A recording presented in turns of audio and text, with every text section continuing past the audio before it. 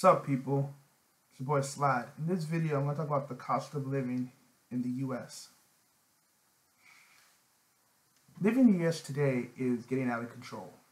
Okay, I think we are living in a hyper-inflated economy, in a sense where the cost of living just increases overnight.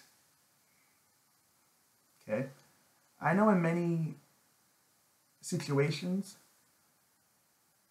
your rent usually increases by maybe 5%, maybe once every 2 or 3 years, depending on where you live.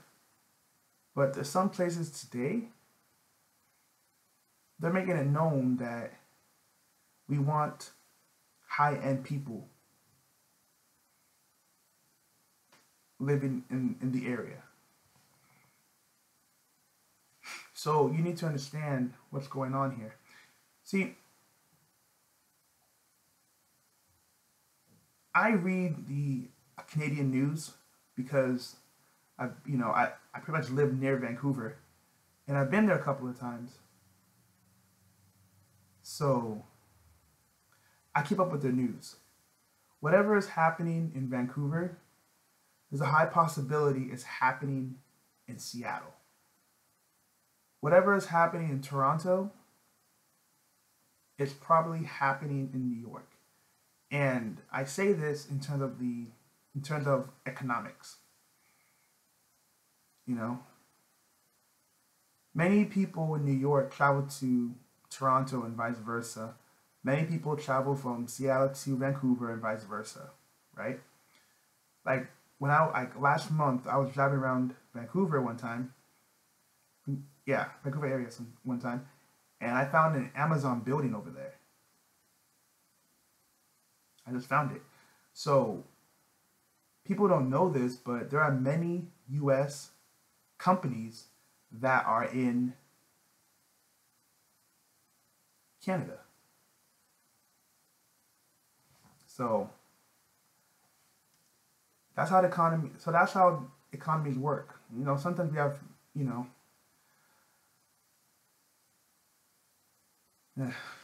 whatever. Let me go back to what I was saying. Vancouver has a very high expensive market when it comes to real estate because many people are trying to live there. Okay, just like in Seattle, people are trying to live here too. The reason why, to what I believe, why Seattle and Vancouver are so popular is because of the jobs that are available. Like we have Amazon here. Like in Seattle, we have Amazon. We have a Facebook office. We have a Google. We have Microsoft. Okay. Then you have the water. Okay. Seattle has many cities that are next to the water. Okay. We have Lake Washington, which is very popular, and we have some other lakes here. In Vancouver, they have like lots of water, The Vancouver market is covered with water. So people like to buy houses over there, near the lakes and everything. Especially in the summertime now, people can travel, not travel, but they can go on boat rides, they can go fishing, water activities, all that stuff. So, yeah.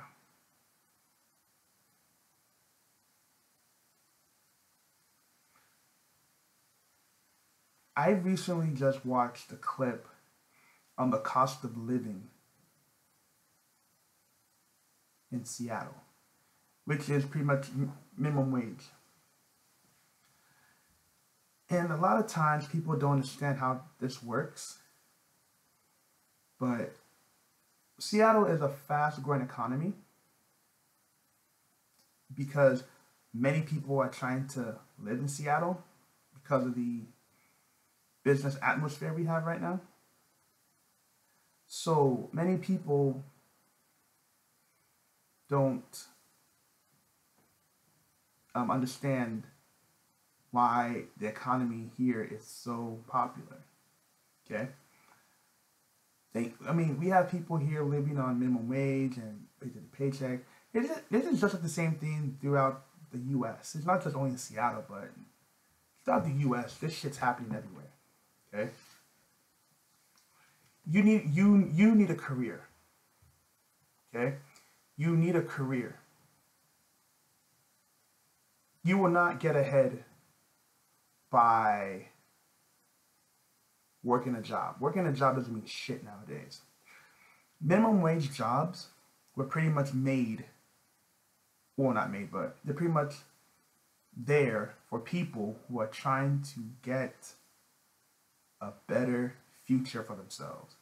Some people save money or they work on minimum wage to go to college. Or some people will work minimum wage to save the money to start their own company. Those are the only reasons why you should work minimum wage jobs. If you're 40 years old, 50 years old working minimum wage, you messed up somewhere. I don't mean to be disrespectful to anyone. I'm not here to attack anybody. I'm just saying what I have noticed. Minimum wage jobs were pretty much, they weren't meant for you to be there for more than 5 years. They weren't. Okay? Many people, let me go back. Let me just say this. If you work low-end jobs and you don't have a plan, it's going to lead to frustration. When you work low-end jobs, people don't want to be around you. Because society today, I've learned, nobody wants to be around someone who ain't doing shit. Okay? Nobody cares if you work 2 jobs to make ends meet. Nobody cares about how much you hate your job. In fact, if you're not successful, people are not going to be around you. Nobody wants to be around a burden. There's some people out there who work minimum wage, or some people there who work jobs they don't like. Most of the time they're bitter, they're angry, they're depressed, they have mood swings. And you have all these things happening all at once. Nobody wants to be around a negative person. Negative people today, you can't be around negative people. Long story short, you don't want to be around negative people. Okay? And many people who work low-end jobs are negative.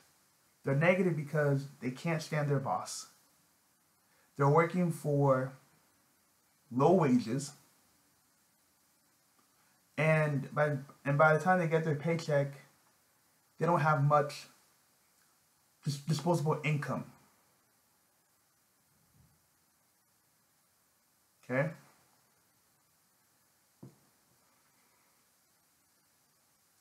It's just the way it is these days. I mean, I see all these all the time. People are frustrated. They're angry. Oh, society's all fucked up. If you're 40 or 50 years old and you're working minimum wage, you fucked up somewhere. Because there are many people who are in their 40s and their 50s who went back to school for a career because they realized this life ain't for me. Do you not see where I'm coming from? Okay? It doesn't matter when you become successful. The one thing that matters is if you are successful. Because many of us live crappy lives in the sense where you work to live, but you don't live to enjoy life. You'd be surprised how many people you talk to who have no sense of humor. I keep saying this because it's the truth. Okay? People who do not know how to laugh or have a good time are the ones who will suck the happiness out of the room.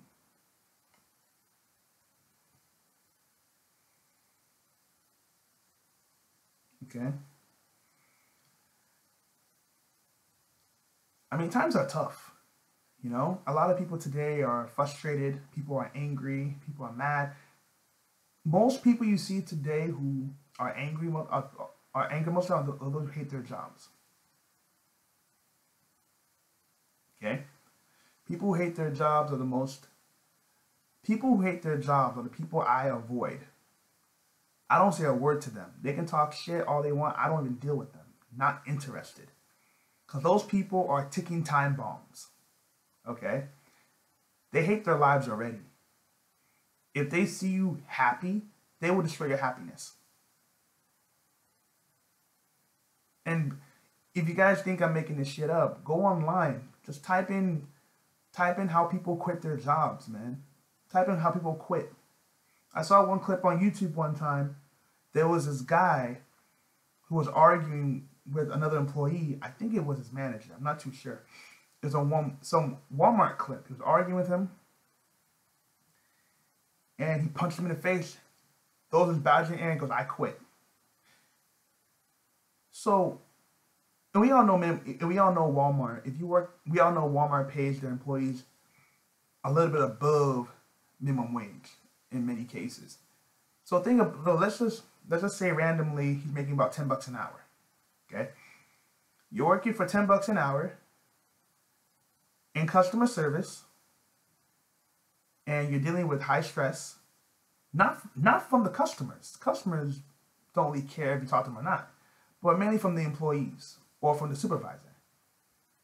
And in your mind, you're doing your best, but in their eyes, it's not good enough. So you're working for $10 an hour, and you probably make about $80 a day. Of course, that person is gonna have a short fuse and go crazy. Do you not see where I'm coming from? Many people who have careers, if they hate their job or they don't like their boss, they will easily move to another company or to another location because the quality of life that they have is not worth messing up. Do you not see the difference? If I had a quality of life of traveling like 2 or 3 times throughout the year, why would I mess that up? If I had positive people around me, if I had a good social life, I had good hobbies, I had a good location, why would I throw that away? See, the difference between many smart people is that if they don't like somebody, they're not going to deal with them because they don't have to deal with them.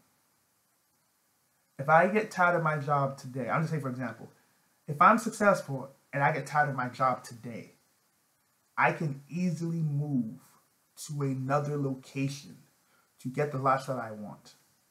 But when you work a low-end job or a dead-end job, I mean, if you go online, you can find jobs online. For example, you can find minimum wage jobs everywhere. You can find them in every city. But since they are low-end and they get high applicants, before they'll call you back, it can take a couple of weeks. Anywhere between 2 to like 6 to 8 weeks just for a callback or just for a final confirmation. So my whole point is that people who are struggling financially in the US today, nobody gives a fuck. I know it sounds harsh, but I'm just saying what's happened. Even me myself, I'm trying to get my shit together as well. No one gives a fuck if